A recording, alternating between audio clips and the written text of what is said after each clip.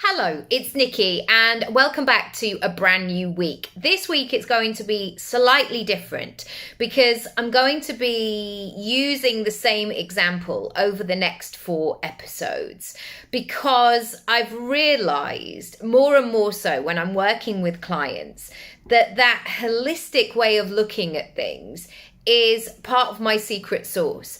I am never, and I guess this is why I do more than one thing, I'm never just looking at one part of your business as an incidental topic. The way that we have to view things is to see how it fits in with the mix of everything else. So this one example today, you will see and how it shows up and what happens over the next few episodes. So if you're not subscribed to my Substack or my YouTube or following along, do so because then you'll get notified of the next episode. So we are beginning on episode 1, all about the goal setting element. So if you are just joining for the first time, on a Monday, I always start with goal setting, dreaming big, strategy chat. Sometimes it's at the other extreme of what the heck am I doing with my life? I need to make some mega moves. And that general motivation and that sense that you can absolutely do this. Because I don't know about you, but I feel that I am all the things to everybody else sometimes. Even getting 2 children out the house in the morning to school, I feel like I'm packing them up for a fortnight away. And there's so many different messages, like there's a lot of logistic admin, the mental load, people call it. And so I really have to carve out this time for what I'm doing and be strategic in that way, because then if I know why I'm doing it, I can plan accordingly. So in 2016, December, I had some headshots taken. And I'd just signed, or I was about to sign, I think. I was about to sign. It was all sort of a similar time with a new agent. I'd also had my baby, my son, in October 2015. And he didn't sleep till he was 3.5. So 14 months later, December 2016, I was still very much in that like, whoa, new mum, not sleeping, what's happening, what's going on situation. However, we had always operated in a 2-income household. We'd always both been freelance, and so we needed to figure it out. And so even though I was absolutely cream crackered, I had been working pretty much throughout and had set my maternity leave up to support that time. But it was around that time where I thought, right, okay, I need a plan. I'm going to put pen to paper and I need to think about where I go next. And getting new headshots that reflected this new version of this person that I had become was really, really clear, because with the best will in the world, my face had changed. I felt very different as a person. So even looking back at previous headshots, I was like, oh, wow, I look so fresh. They didn't feel representative of where I was.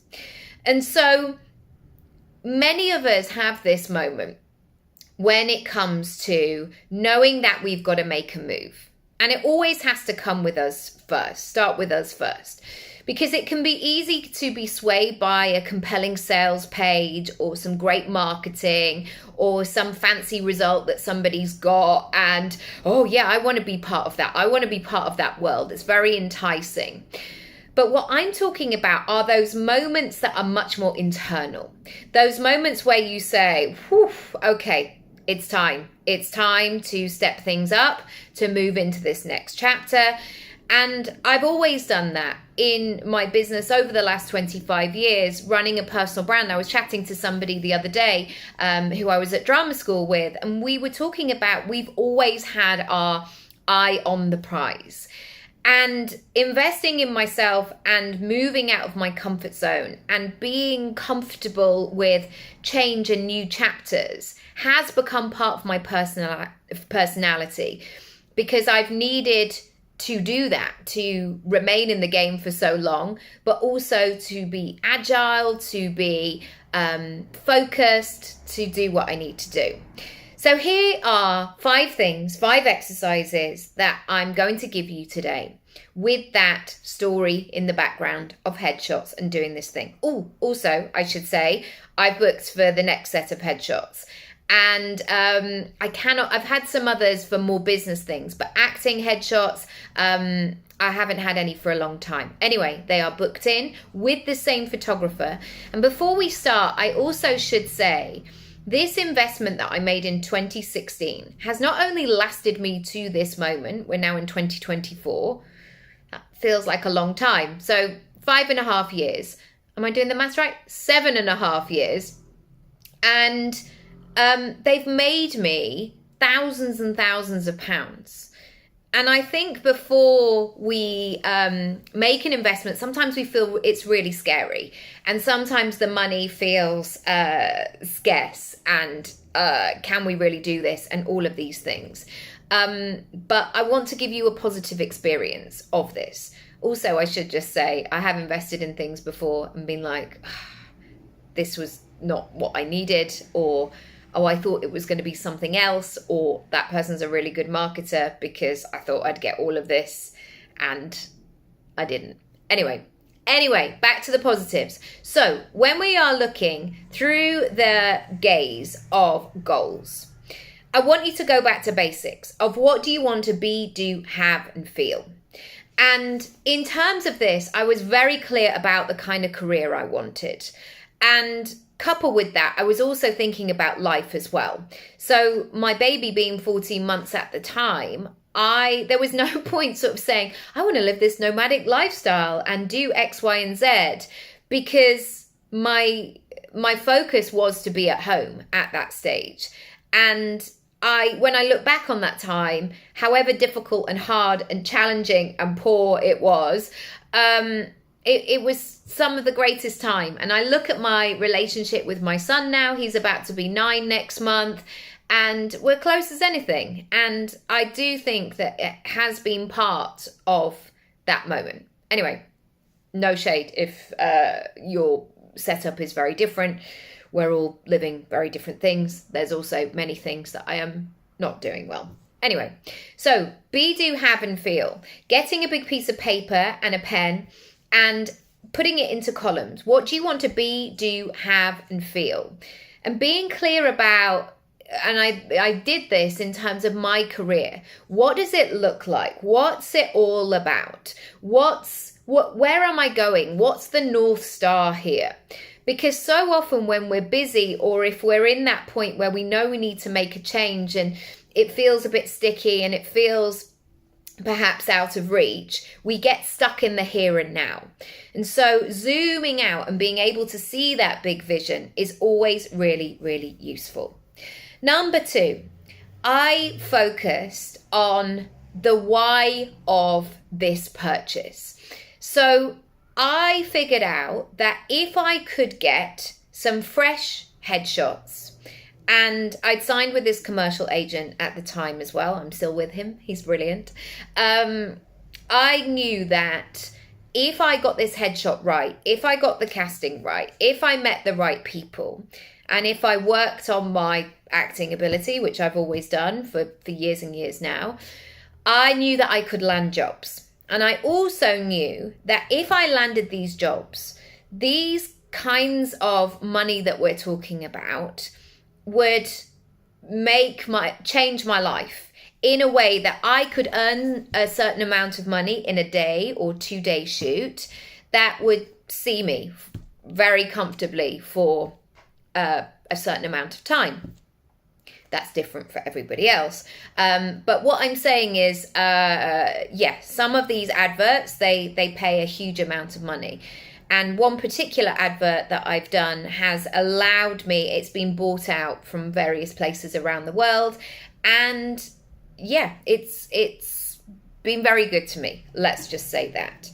So being really clear as to why I'm doing this thing. And I'm saying this because sometimes when you're in that, I'm moving out of my comfort zone, I need to come up with something, I need to think about something, this is the point where you can get easily distracted, where you can feel like, oh, I need all of the things, or I don't know what to buy, so I won't buy anything. And you can get really stuck and overwhelmed. So linking it again to, okay, in the be, do, have and feel, I want to be at home more, I want to be present, I want to be able to earn money, we want to move. You know, we had that in, we didn't move until 2021, but that was in my eye. And so making that connection, it suddenly made it very clear, okay, I've got this chunk of money, so what am I going to do with it to get me closer? And I knew that that was an easy win there. Number 3, what are the steps that are going to get me there? So booking a headshot shoot was one of the steps. And coupled with that was, who is going to help me match that vision? This is something that comes up a lot with my clients, and when I see conversations, especially amongst women.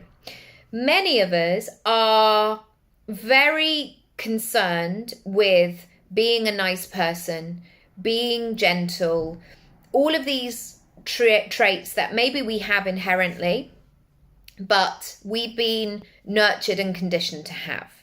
So the amount of times where it's like people, women especially, they struggle to give feedback because they don't want to be overly critical, or they want to be nice to everybody. So they don't make a decision when actually what they need to do is step into a leadership role and go, right, this is what we're doing. This is what's happening, and really take it from the front.